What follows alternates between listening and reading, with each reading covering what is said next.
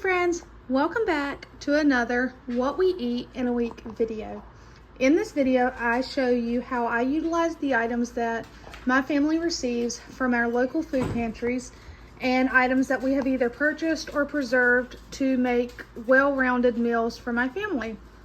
They're affordable and ultimately we fill bellies. So it is actually Sunday. I did not cook on Saturday. And I have dinner done. What's in front of you are smash burgers. I used hamburger meat that we had gotten at the pantry, onions from the pantry, and the cheese is from the store. Well, the white cheese is actually left over from my mom's pantry and fridge when I cleaned her fridge out. That's the last 4 slices of that. And we have some fries here. These 6 patties have like the onions cooked in them and the extra is on the side. And then we have 4 patties here with no onions because I do have 2 people that do not like onions in this house. So we have that. And again, we are a family of 5. So doing it this way gives everybody a chance to have 2 if they would like it, or maybe have 2 patties on one because they're super thin, which is the whole purpose of a smash burger. You smash them thin. We have some lettuce I picked up at the store, tomato from the food pantry, and some buns from the pantry, mayo, mustard, and ketchup. And these fries I got a while back, really good deal. They were less than $1 a bag. And then what am I going to have because fries are carby? I have 1 zucchini from the food pantry. I sliced it up, tossed it with a little oil, seasoned it, and air fried it. And I'm going to have zucchini fries. That is what we are going to have for dinner tonight. Stick around for the remaining part of this video and you will see how I utilize the items that we receive from our local food pantry. Hey friends, it's Monday evening. This is not what was on the menu for today. What you have in front of you is one of those home style bakes. It's a everything in a box dinner kit. I do bulk mine up. I add extra potatoes to the bottom, extra can of chicken for the protein. So I make it, bulk it up. However, I will not be eating this because of the carb load. And my youngest daughter, she is super picky, so she may not eat this. But this was not on the menu for today. Today's dinner will be cooked tomorrow because my meat was not thawed out completely, so it will be cooked tomorrow. But tonight on Monday, I just had to get creative and quick, so I looked in my pantry and I had this ready meal, so I said, okay, that's dinner tonight. Over here, we have just a couple cans of creamed corn, and they all love creamed corn, so they'll enjoy that. And then here is just a can of peas and carrots. Keeping it simple, but yet bellies are being fed. That's the ultimate thing around here when it comes to dinner. It's just making sure everybody gets fed. So now I have a couple chicken, small like ready chicken breast heating up for me and Katie. And we'll probably pair it with like a side salad. Katie will actually probably eat cream corn.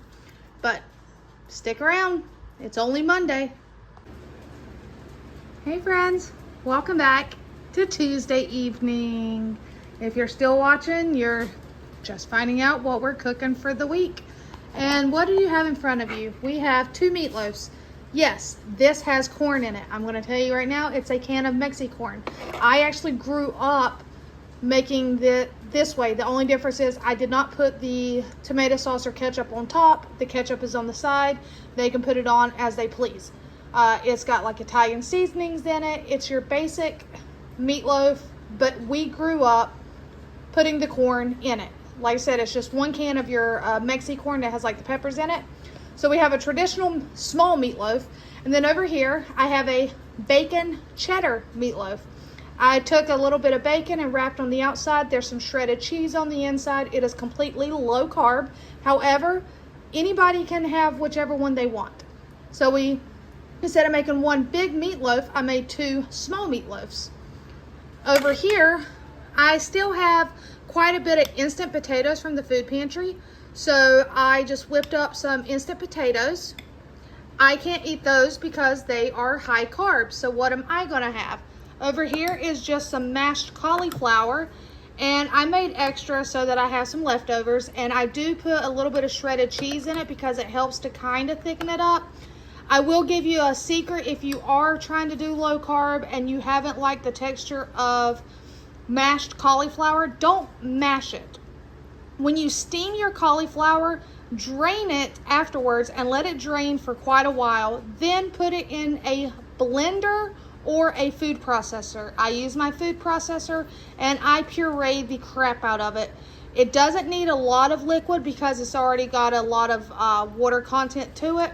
So I just add in a little bit of butter, a heavy cream, and some shredded cheese and salt and pepper.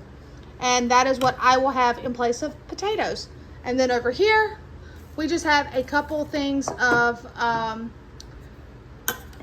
green beans, and I just seasoned it with salt and pepper and some butter, and that is our dinner for tonight.